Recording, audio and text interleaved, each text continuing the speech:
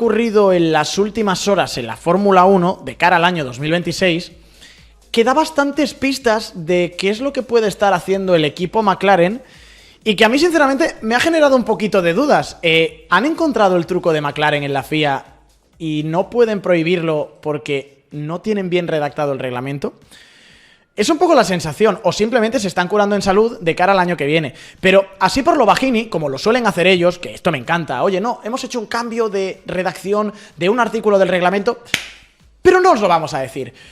The Race, la publicación británica, ha publicado, perdón por la redundancia, ha visto, mejor dicho, un cambio en el reglamento técnico del año que viene que es cuanto menos curioso y que apela directamente a donde creemos o donde creen los equipos, donde se dice que podría estar el truquito que está utilizando McLaren, o uno de los trucos que está utilizando McLaren para ser un coche tan competitivo este año y para controlar también la refrigeración de los neumáticos traseros, efectivamente. A ver, ¿qué es lo que ha ocurrido?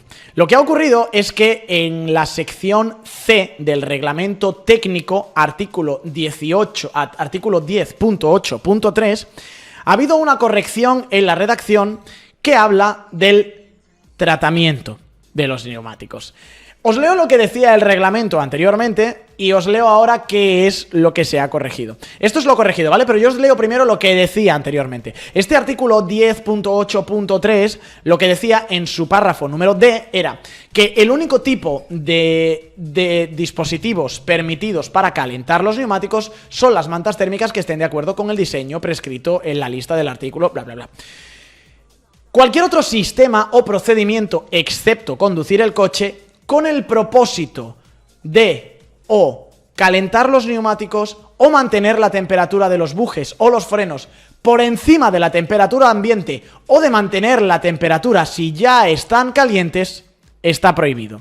Vale, vuelvo a repetir otra vez. Esto es importante, ¿vale? Prohibido cualquier sistema o procedimiento, salvo conducir el coche, que permita calentar, mantener temperatura o mantener temperatura si ya están calientes de los bujes, los frenos. Vale. ¿Cuál es la corrección que se ha hecho ahora en el reglamento técnico? Pues lo que dice ahora es que, otra vez, solamente se pueden utilizar mantas térmicas, bla, bla, bla, bla, bla, bla.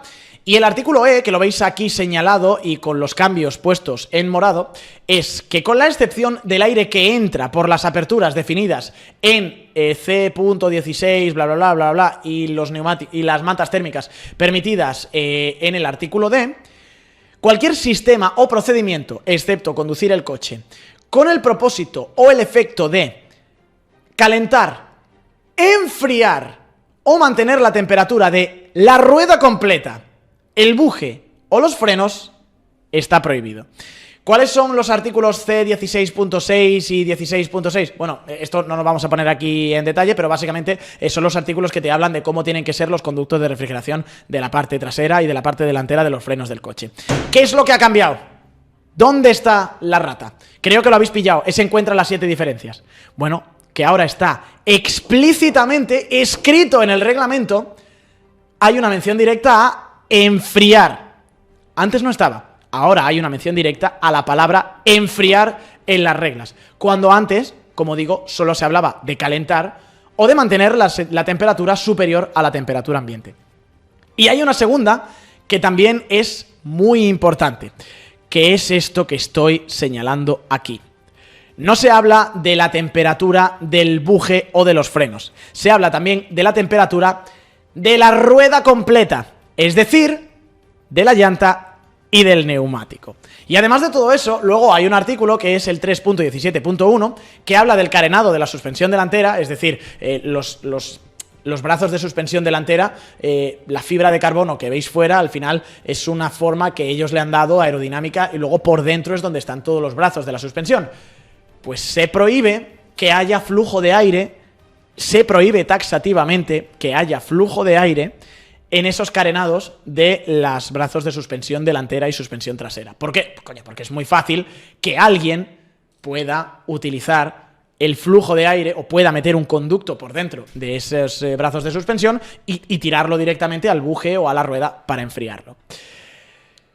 Entonces, creo o bien que han encontrado lo que estaba jugando McLaren y han dicho, bien hecho, pero para el año que viene no lo tenéis, o que dentro de todo la panoplia de restricciones que quieren meter para el año que viene, han dicho, vamos a añadir esto porque creemos que va por aquí la cosa de McLaren.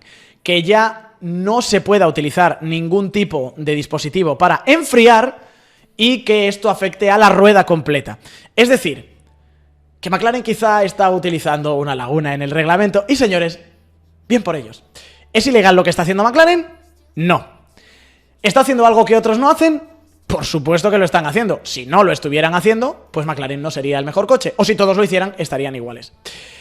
Que para hacerlo han explotado al máximo, al dedillo, hasta la última coma, la redacción del reglamento. Claro que sí, como ha hecho todo el mundo en la historia de la Fórmula 1. ¿Que eso es ilegal? No. ¿Que han pillado a la FIA con los calzones bajados? Puede ser. ¿Que la FIA ha dicho, bien hecho, no me lo volváis a hacer el año que viene, que me habéis dejado en ridículo? Pues puede ocurrir también. Pero para mí ahí están las dos claves, las dos palabras. Hay dos palabras que cambian en el reglamento del año que viene y que son capitales. La palabra enfriar y la palabra rueda completa. Hemos pasado de poder calentar o mantener temperatura en los bujes y los frenos, o sea, de no poder calentar o mantener temperatura en los bujes y los frenos, a no poder calentar y enfriar o mantener temperatura en los bujes, frenos y rueda completa.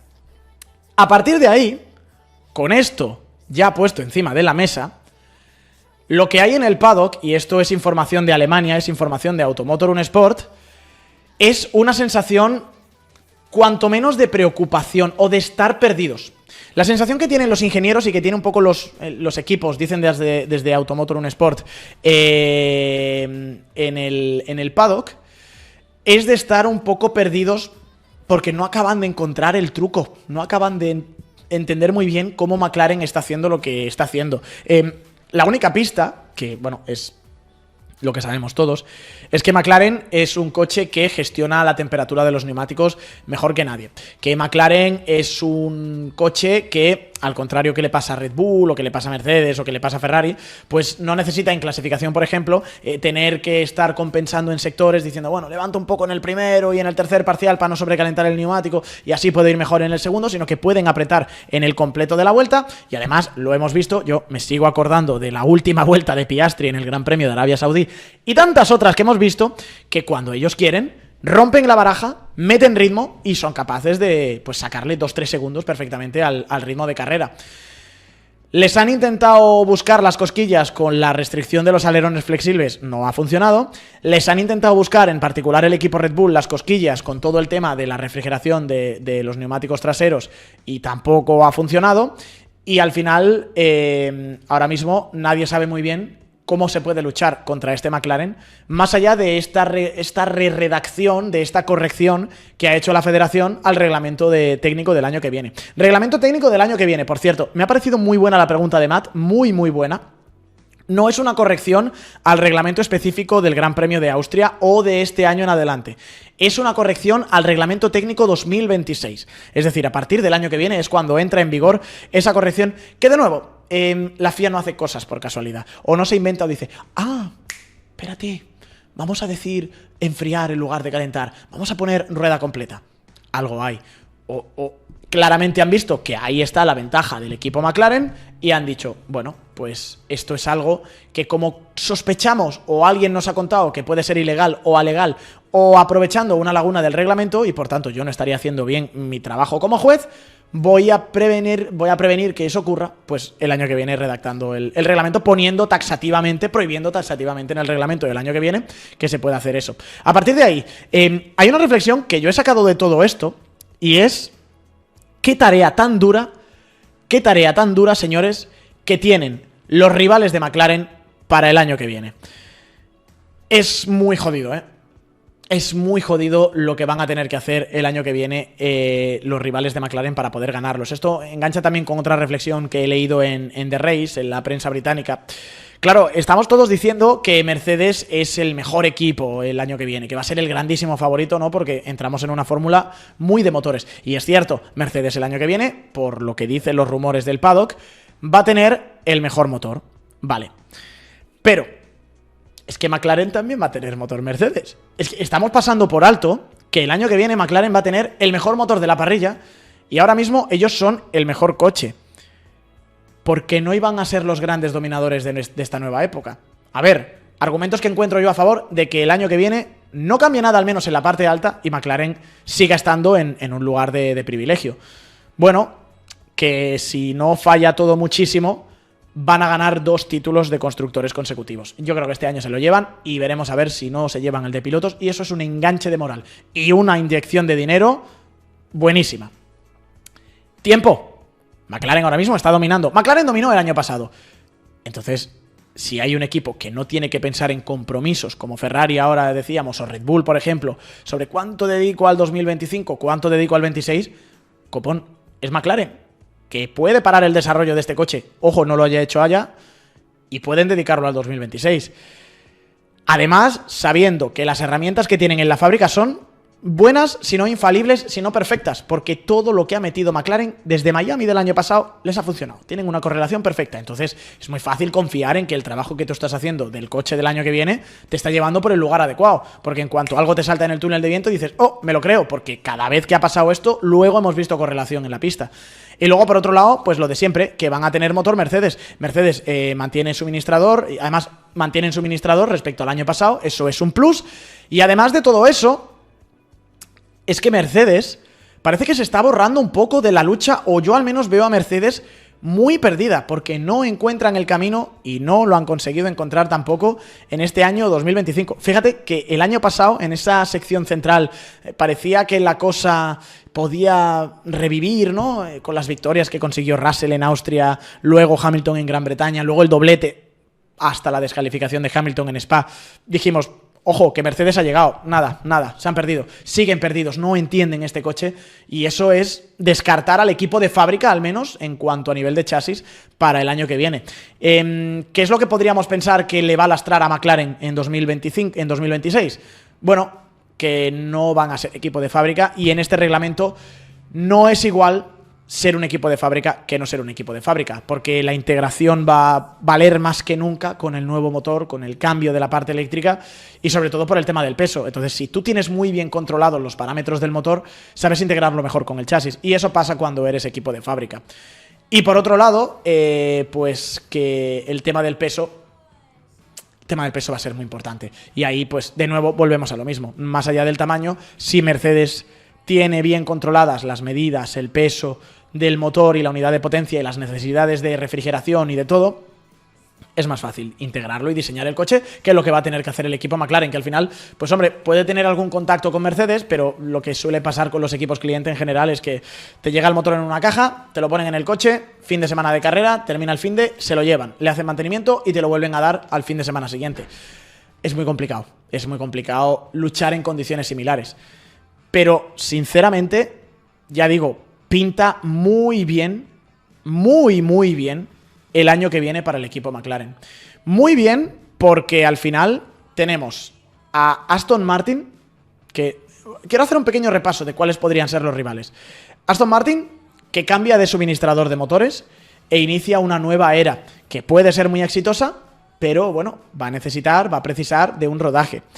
Tenemos a Mercedes, que a priori va a tener el mejor motor, pero el tema del chasis, complicado. Mercedes, ya digo, se está borrando o tiene que encontrar soluciones para el año que viene, porque ahora mismo están perdidos. Y hay una cuestión importante que se nos está pasando por alto. El año que viene hay mucha revolución técnica, sí, pero hay una cosa que se mantiene, el efecto suelo. Y Mercedes no ha conseguido entender el efecto suelo. No han sido capaces de hacer un coche estable, competitivo, consistente en todas las áreas en el reglamento de efecto suelo. Y el año que viene mantenemos el efecto suelo, aunque con unas medidas diferentes y con la aerodinámica activa. Williams, bueno, a ver, quiero meter aquí a Williams como posible contendiente porque va a tener un motor Mercedes que va a ser el mejor motor, pero el proyecto es demasiado joven, las instalaciones no están a la altura todavía de McLaren. el dinero no es tampoco el que tiene McLaren como para pensar que Williams puede estar luchando ahí. Ferrari, pues ya lo habéis visto, a la vuelta de una nueva revolución técnica y deportiva en un cambio de reglamento, en fin, Ferrari siendo Ferrari y tampoco tienen el mejor motor, y Red Bull, nuevo motor que no parece que sea el mejor y también perdidos en chasis. Así que, pues aquí está la cuestión, que aunque el cambio de reglamento el año que viene va a ser espectacular, enorme, y se puede barajar todo, McLaren, pues tiene los mimbres para seguir dominando. Ya digo, hay una cosa que no podemos pasar por alto. Es verdad, el año que viene vamos a tener un cambio de reglamento muy heavy. Y es muy, muy difícil, sería muy poco prudente por nuestra parte no pensar que con ese cambio de reglamento pues no vaya a haber alguna laguna en el reglamento que alguien aproveche y que se muevan las cartas, que haya una reestructuración en la parrilla. Pero si lo pensamos fríamente, McLaren ahora mismo tiene el mejor chasis. McLaren ahora mismo tiene y tendrá el mejor motor. Y además tiene mucho más tiempo que otros equipos para preparar el coche del 26. Dos buenos pilotos que pueden cumplir con un coche ganador. Señores, ¿por qué no iban a ser ellos? ¿Por qué no vamos a entrar el año que viene en la era McLaren? ¿Y por qué, volviendo a lo que estábamos comentando antes, un piloto de la talla de un Verstappen, por ejemplo, tiene que conformarse con un Mercedes si a lo mejor le pinta más vestir de papaya? Pues es otra cosa que descubriremos en los próximos meses. We've been through the sun.